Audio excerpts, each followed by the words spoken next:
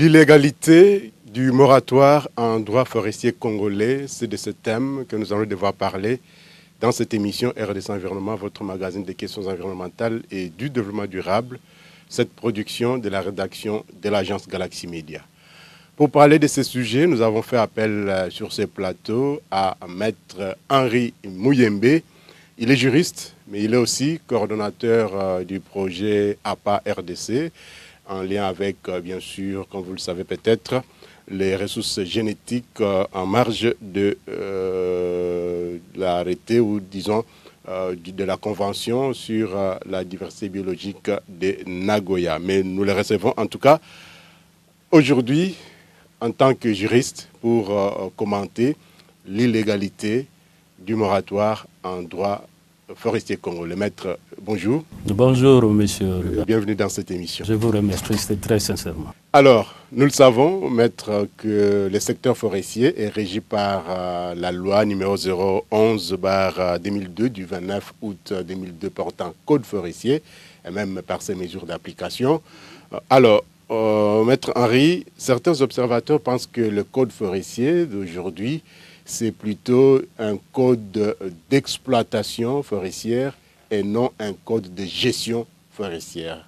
Bon, en fait, ça, c'est une conception tout à fait erronée de la chose, de la réalité en ce qui concerne l'objet même du code forestier. C'est un texte qui porte des règles qui concernent aussi bien la conservation de la nature, l'utilisation durable des ressources forestières ainsi que l'exploitation forestière.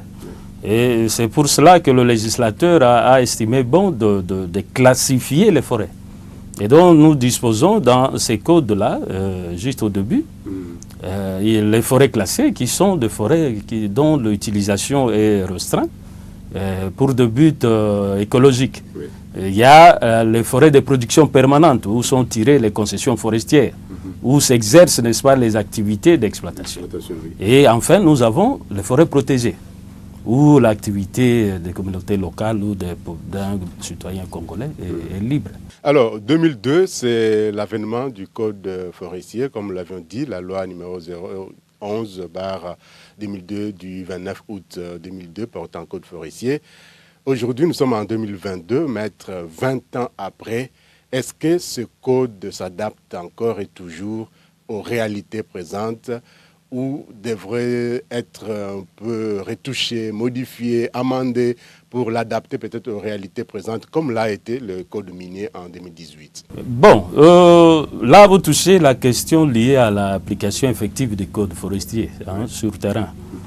Et cette application appelle beaucoup de paramètres, notamment les ressources humaines qui doivent être formées, renforcées sur les notions apportées par les codes forestiers. Et il y a également nécessité de disponibiliser de moyens financiers tout comme matériels pour pouvoir accomplir tout ce qu'il y a comme obligation découlant du code forestier. Là, je vois les contrôles forestiers, je vois la mobilisation de recettes, ainsi de suite. Et donc, à ce jour, il y a opportunité et nécessité de révisiter le code au regard d'un certain nombre de thématiques nouvelles qui, actuellement, ont été versées, versées dans le projet de loi portant principes fondamentaux relatifs à la protection de l'environnement qui va être révisité. Certains articles là aussi. Tout à fait. Alors, maître, on l'a dit tantôt, on va parler de l'illégalité du moratoire en droit forestier congolais. Ce moratoire sur les concessions d'exploitation forestière a été appliqué en RDC pour la première fois en 2002, en mai, et pour répondre à ce qui risquait de devenir un pillage généralisé, comme le dit la société civile, dans l'exploitation et la destruction des vastes forêts du pays. Il n'était donc plus question d'octroyer de nouvelles concessions forestières aux exploitants forestiers. Mais pouvez-vous nous rappeler, maître, les circonstances même du décret qui institue ces moratoires? Bon, au fait, le code a des difficultés d'être appliqué au regard de l'opinion. L'opinion qui pense qu'il faut respecter les moratoires, actuellement soi-disant instaurés par le décret de 2005 qui étend cette mesure prise par l'arrêté de 2002. Je vais commencer d'abord par aborder la régularité de l'arrêté de 2002, de mai 2002, juste 3 mois avant, avant l'adoption du Code forestier au niveau du Parlement. À cette époque, l'arrêté de 2002 qui suspend l'octroi des nouvelles allocations, notamment, parce que c'est bien cité là-bas, les garanties d'approvisionnement et les lettres d'intention, ça se justifie. Ça se justifie pourquoi? Parce que pendant toute cette période, il y avait un décret de 1942 portant régime forestier congolais qui était tombé en désuétude au regard de son déphasage sur le plan politique, sur le plan institutionnel, et pour n'avoir pas intégré de principes fondamentaux relatifs, n'est-ce pas, à la gestion durable des forêts. Et donc, toute cette période avant les codes forestiers était régie par un régime contractuel basé sur la garantie d'approvisionnement et la lettre d'intention. Et sachant que l'on était en train d'élaborer les codes forestiers, son contenu était déjà connu. Et donc, il fallait suspendre les nouvelles allocations de garantie d'approvisionnement et lettres d'intention pour avoir des nouvelles règles sur l'adjudication en ce qui concerne l'allocation de nouvelles concessions forestières. Et donc l'arrêté de 2002 trouve sa raison d'être. Et par rapport à sa validité, l'autorité insère une deuxième disposition pour dire que cette mesure de suspension court jusqu'à la mise en place, n'est-ce pas, de nouvelles règles d'adjudication sur les allocations forestières. Et ces nouvelles règles d'adjudication ont été portées par les codes forestiers, adoptés en 2002, n'est-ce pas? Et donc, l'arrêté de 2002, de mai 2002, tombe automatiquement. Donc, on ne pouvait plus parler de moratoire. Non, parce qu'on dit bien que cette suspension va jusqu'à la mise en place, n'est-ce pas, des nouvelles règles d'adjudication. Et ces nouvelles règles ont été portées par les codes forestiers adoptés en 2002, n'est-ce pas?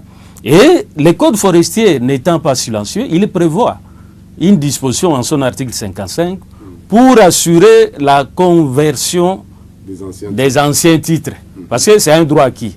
En droit, quand vous avez obtenu un droit de façon régulière et qu'il y a une nouvelle réglementation qui arrive, on considère table rase. Tout à fait, c'est un droit acquis. Il faut voir dans quelle mesure transformer ça au nouveau titre. Et donc, c'est l'article 155 qui a organisé cette mutation, cette convertibilité. Et donc, il y avait dans l'expression de l'article 155 une difficulté de pouvoir l'opérationnaliser. C'est-à-dire là, on donne seulement obligation aux titulaires des anciens titres de pouvoir convertir leurs titres dans une période d'une année, à dater de la promulgation du texte, du code. Oui. Or, il n'y a pas de modalité, et d'où il y avait nécessité que l'autorité prenne un acte pour fixer les modalités de conversion des anciens titres. Et ici, il y a lieu de pouvoir relever pour certains qui pensent qu'un texte réglementaire ne peut être élaboré que lorsqu'il est clairement prévu par une disposition légale. Non, des fois, pour pouvoir clarifier certaines choses, il y a nécessité que l'autorité prenne un texte pour pouvoir rendre une disposition applicable. Et c'est dans ce contexte que le décret de 2015 a été pris pour pouvoir fixer les modalités de conversion des anciens titres. Malheureusement, dans son article 23, il réinstaure, il rétablit les moratoires déjà expirés, conformément à l'esprit. Peut-être qu'il était nécessaire de revenir au moratoire, parce que peut-être qu'on a constaté qu'il y avait de la jungle dans l'attribution des concessions forestières. Non, en ce moment-là, on était sous le régime du Code forestier. Mais si on reprend le moratoire, c'est-à-dire qu'il y avait nécessité de rester dans le moratoire. Non, le Code forestier n'intègre pas les concepts moratoires. Il intègre plutôt dans la transition, le passage entre l'ancien régime et le nouveau régime, les mécanismes de conversion des titres. N'est-ce pas? Lequel mécanisme a été porté par les décrets de 2005 en ce qui concerne leurs modalités. Maintenant, ces décrets pèsent pourquoi? Parce qu'ils restaurent les moratoires établis par l'arrêté de 2002. Et là, ils pêchent à deux niveaux. Premier niveau, plus être évoqué, en fait. Premier niveau, tout à fait. Premier niveau, il vise un arrêté, alors que le décret c'est un acte supérieur, et à cette époque c'est le président de la République. Oui, il instituait par décret. Sur le plan légistique, ça ne peut pas se faire ainsi. Alors, deuxième aspect des choses, il n'y avait pas raison d'être à instaurer un moratoire. Parce que l'idéal à ce moment-là, c'est juste assurer la conversion des anciens titres et voir dans les codes forestiers que dit le code en ce qui concerne l'attribution des nouveaux titres appelés concessions forestières. Et donc, les décrets pêchent à ce niveau-là. Ils pêchent encore lorsque ils instaurent des conditions supplémentaires. Supplémentaires à la première qui est déjà expirée, et donc c'est déjà un problème, lesquels portent sur, premièrement, la publication des résultats de la conversion des titres et la résiliation des titres qui n'ont pas fait l'objet de conversion, des demandes de conversion. Et là, il pêche pourquoi? Parce que cette suspension de la publication concerne toutes les allocations forestières. Et pourtant, dans le moratoire, il était vraiment spécifique. Il était spécifique, on parlait des garanties d'approvisionnement et l'aide d'intention. On comprendrait si le rédacteur, n'est-ce pas, du décret avait précisé en ce qui concerne les fonds couverts par les anciens titres forestiers, notamment les garanties d'approvisionnement et les lettres d'intention. Il pêche encore, ça, et là c'est encore plus grave sur le plan juridique, par rapport à une notion. Il apporte une nouvelle notion qui n'est même pas prise en charge par les codes forestiers. Il s'agit de la programmation géographique des futures allocations forestières. Et là, ça pêche contre les codes, parce que ce concept n'a même pas un contenu juridique, et donc chacun peut l'interpréter à sa manière. Mais ici, il n'a pas de contenu juridique. Comment il s'est... En tout cas, il s'est généralisé, tout le monde s'accroche à cette troisième condition, parce que c'est comme ça d'ailleurs qu'on l'appelle la troisième condition pour lever les moratoires. Il s'est généralisé parce que dans la même disposition de l'article 4, on dit que ces conditions s'appliquent à toute allocation forestière. Oui. Et donc, y compris les nouveaux titres. Or, ça ne devait pas être le cas. Parce que le code forestier est clair. Clair en ce qui concerne l'attribution des concessions forestières. La question qu'il faut se poser, que dit le code forestier pour que la concession forestière soit attribuée? Le code est clair en cette matière. Ce n'est pas le décret qui règle ça. Le décret vient créer une distraction. Et aujourd'hui, tout le monde s'accroche à la programmation géographique des futures allocations forestières, alors que le code dit que les concessions forestières sont déduites de forêts de production permanente. Et celles-ci sont instituées par un arrêté interministériel du ministre en charge des forêts et de l'agriculture. À l'issue, bien sûr, d'une enquête publique.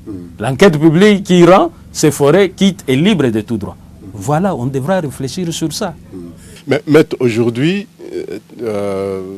pour ne pas parler de tout le monde, la société civile s'érige contre la levée du moratoire qui, selon vous, n'a plus sa raison d'être, mais au moins, même le public ou encore le privé se dit non à la levée du moratoire parce que sinon, ça va devenir la jungle dans l'attribution de nouvelles concessions forestières. Vous dites que ces moratoires n'existent même plus, ça ne devrait plus exister.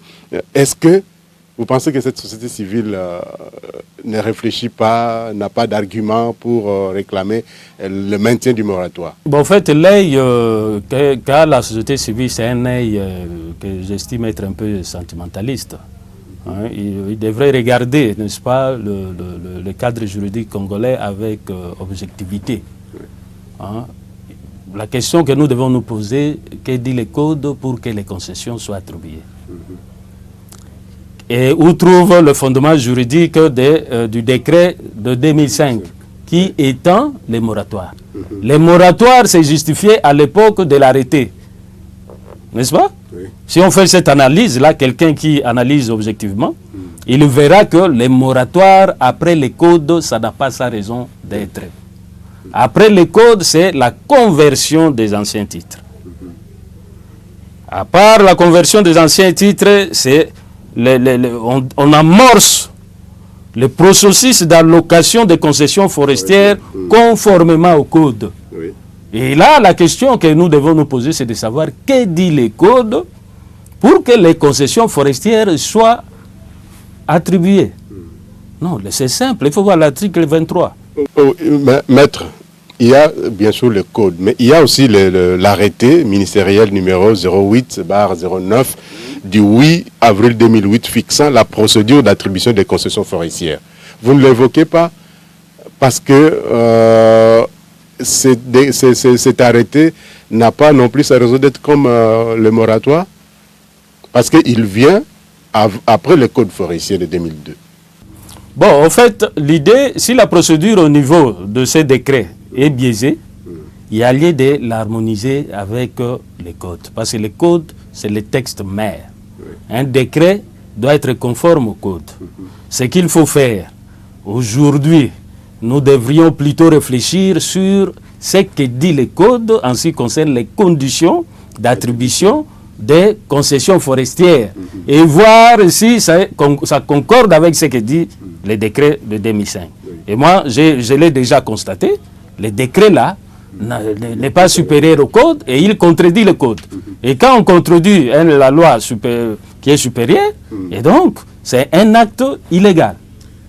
Maître, la VPM de l'environnement, la vice-première ministre, Eve Bazaïba, dans ces 10 mesures urgentes, parle du lever ou de la levée du moratoire.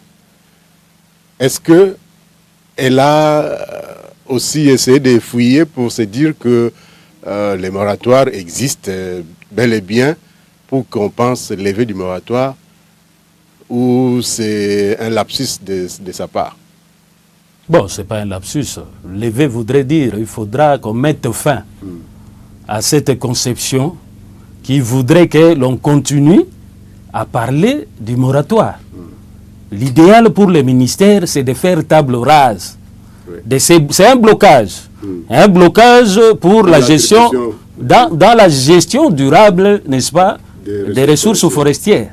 Et l'idée de son Excellence, Madame Vice-Premier ministre, ministre de l'Environnement, c'est de faire table rase de ces concepts, de cette mesure qui est en train de bloquer l'évolution du secteur forestier.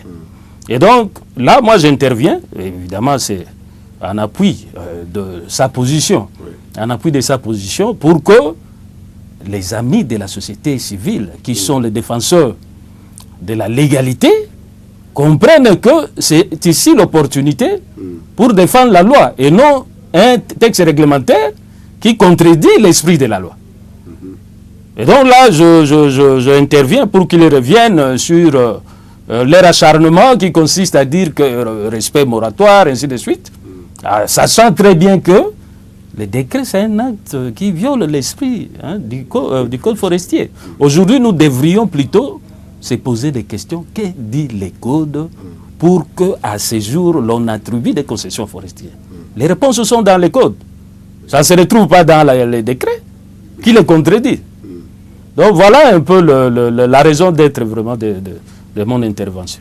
Illégalité du moratoire par rapport à l'esprit et à la lettre du code forestier. Ce code forestier, maître, nous renseigne sur plusieurs aspects.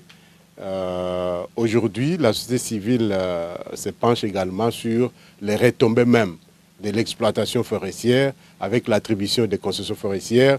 La société civile s'est dit que le code est violé, le moratoire est violé, même si ça n'existait pas selon vous.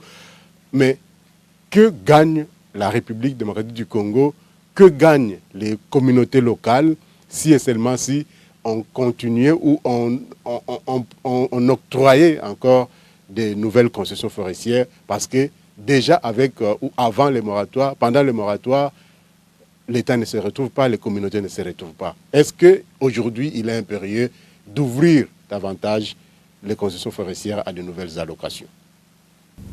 Bon, tout à fait. Sinon, il faut réviser la loi. Hein? La loi donne 3 opportunités en termes de catégories des forêts. Oui. Je l'ai dit quand on a commencé, il y a les forêts classées. Oui, aujourd'hui, c'est pris également en charge par la loi de 2014 comme aire protégée. Oui. Nous avons les forêts de production permanente et là, c'est là que sont tirées les concessions forestières et les forêts protégées. Et donc, notre débat, c'est par rapport aux forêts de production permanente. Oui. Et donc, les législateurs voudraient que la politique en matière d'utilisation durable des forêts passe également par l'exploitation des forêts. Et donc, c'est un objectif que vise le gouvernement. Hein? Nonobstant que l'actuelle... l'exploitation qui ne produit rien du tout. Ça produit quand même quelque chose. La réalité, c'est qu'il y a tellement trop de bruit par rapport à ce secteur. Bruit, n'est-ce pas, fait par nos amis, qui fait que on a comme l'impression que le rendement est faible. Hein? Et évidemment, il y a beaucoup de paramètres qui entrent en ligne de compte par rapport au rendement de ces secteurs. Oui. Hein? Depuis un temps, il n'y a plus assez de concessionnaires qui exploitent. Et donc, l'idée, c'est quoi? C'est d'inviter nos collègues de la société civile, hein, d'accompagner le gouvernement dans la légalité, au lieu de crier. Oui. Et la légalité, c'est quoi? C'est de savoir que dit le code aujourd'hui pour que les concessions forestières soient attribuées. Parce que c'est légal. La loi elle-même prévoit que les concessions forestières soient attribuées. Alors pourquoi refuser que ces concessions soient attribuées? Mais il y a des conditions. Mais la condition n'est pas cette histoire de programmation géographique. Hein? Les conditions sont dans les codes. Alors, maître, si et seulement si il faut une programmation géographique, comment l'interpréteriez-vous cette condition? Bon, moi je ne vois même pas ces concepts parce que je les trouve vides de sens. Hein? Mais n'importe qui peut interpréter ça à sa manière. Oui. Mais moi je me réfère au code. Le code dit que les concessions forestières sont déduites, n'est-ce pas, des forêts de production permanente à l'issue d'une enquête publique.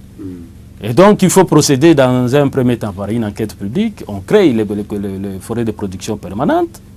C'est comme quand on veut, n'est-ce pas, attribuer des parcelles par rapport au foncier. Il y a d'abord un arrêté qui est pris, qui crée les lotissements. On répartit les parcelles. Et là, nous, parcelles, nous considérons comme des concessions forestières. Et ensuite, on soumet ça à l'adjudication. Il y a des règles par rapport à ça.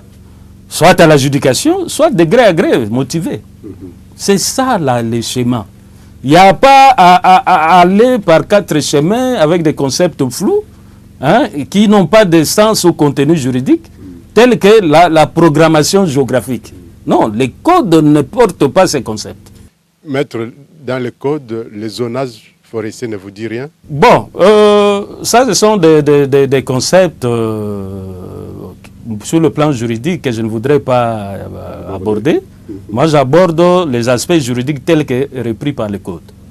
Il y a forêt de production permanente, il y a forêt classée et il y a forêt protégée. Donc, c'est de là que nous devons partir pour comprendre comment on peut attribuer une concession forestière. Maître, alors que le gouvernement, on l'a dit tantôt, la vice-première ministre F. Bazaïba l'a dit, il faut lever le moratoire, une de ces mesures urgentes. Certains pensent qu'il échoue dans la prise des mesures nécessaires pour faire en sorte que les concessions d'exploitation actuelles agissent conformément à la loi. Vous l'avez peut-être dit que c'est un problème aussi d'application de ce même code. Et les preuves montrent que toute expansion, plutôt qu'une diminution accrue de l'exploitation forestière, déboucherait sur de nombreux et sérieux problèmes. Parmi ces problèmes, sur aucun bénéfice durable, particulièrement pour l'État congolais, en termes de recettes, on l'a dit, ou encore pour les communautés locales.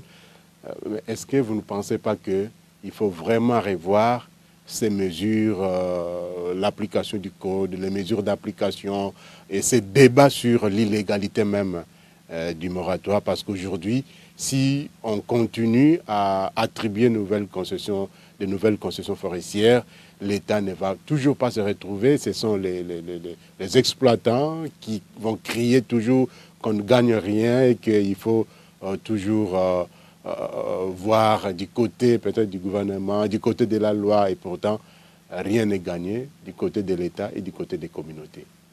L'attribution d'une concession, c'est une question. La gestion ou disons la gouvernance par rapport à la mobilisation des ressources, ça c'est une autre. Il y a certainement un problème de gouvernance pour nous en RDC. Bon, les difficultés, ça ne manque pas. Hein, mais vous-même, vous êtes conscient des efforts que le gouvernement est en train de fournir pour mobiliser les recettes, y compris bien sûr le ministère en charge des forêts. Oui. Et donc, la question qui nous concerne aujourd'hui, c'est plus par rapport à l'attribution des concessions forestières. Je l'ai dit, le concept moratoire n'est pas porté par le code forestier. Ce concept s'est justifié à l'époque de l'arrêté de 2002. Mai 2002. Mais à dater du code, ça tombe en désuétude. Et à partir du code, ce qu'il fallait organiser, c'est la conversion des anciens titres. Et c'est ce qui a été porté par le décret de 2005. Malheureusement, il pêche lorsqu'il vient restaurer les moratoires. Pendant que le code, tout en instituant, n'est-ce pas, une disposition qui prévoit la conversion des anciens titres, a clairement prévu les modalités et les conditions d'attribution des concessions forestières. Alors pourquoi chercher à instaurer quelque chose que le législateur n'a pas recommandé? L'idée, c'est quoi? C'est que nous puissions réfléchir, nous, et surtout les amis de la société civile, parce que ça, c'est un appel que je leur lance, qu'ils réfléchissent sur ce point. Le décret, dans son volet moratoire, est illégal et ne saurait être soutenu. Et si c'est soutenu, c'est que l'on soutient l'illégalité. À ce jour, nous devons plutôt nous poser des questions. Que dit le code pour que les concessions soient attribuées? On a déjà dépassé l'étape de la conversion des titres forestiers et donc, même ce décret-là, il doit tomber. Alors, maître, on termine cette émission. Que dire pour convaincre, en tout cas, entre guillemets, les caciques du moratoire et aujourd'hui continuer à attribuer de nouvelles concessions forestières aux exploitants forestiers sans pour autant parler, bien sûr, de l'exploitation artisanale? Que dire à tous ceux qui nous suivent? Non, l'idée, c'est d'organiser les secteurs sur le plan juridique, sur le plan des réglementations. Et donc, la société civile est là pour accompagner les ministères dans ce plan, sa politique et ses programmes. Il n'est pas là pour chercher là où ça ne marche pas pour crier. Il doit venir en aide à l'autorité et au gouvernement pour que les choses marchent mieux.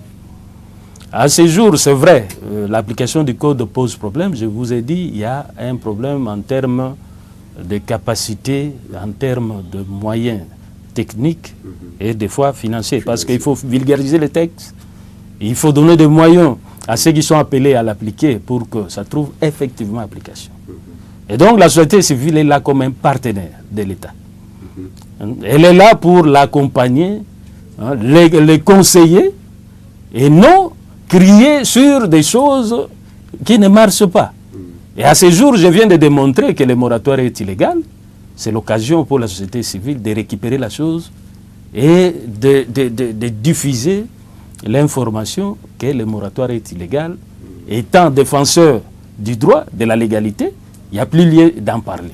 Et de laisser le gouvernement évoluer calmement pour que l'on réfléchisse maintenant sur ce que dit le code en ce qui concerne l'attribution de concessions forestières. Maître Henri Mouyembe, merci. Merci beaucoup, Ruben. Merci également à vous, madame, messieurs, d'avoir suivi cette émission. Merci à toute l'équipe qui a concouru à la réalisation de cette émission qui reviendra bien sûr la semaine prochaine, toujours avec le même plaisir. Nous serons heureux de vous retrouver. Portez-vous bien, prenez soin de vous, mais surtout, prenez soin de votre environnement afin que ces derniers ne puissent pas brûler. Parce que si cet environnement brûle, c'est nous tous qui allons brûler. Au revoir et à très bientôt.